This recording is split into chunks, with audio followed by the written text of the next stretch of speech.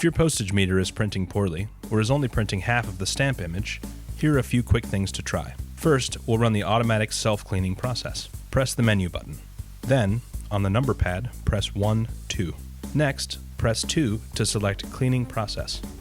Once the process completes, you may run a test print by loading an envelope into the feed tray and pressing OK. Your test print should look like this. If the image is still incomplete, we can try manually cleaning the print cartridge. Open the top cover of your postage meter. After the ink carriage moves into position, press down on the near side of the cartridge.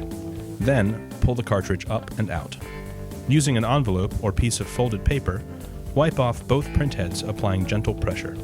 Reinsert the cartridge and lock it by pressing down on its far end.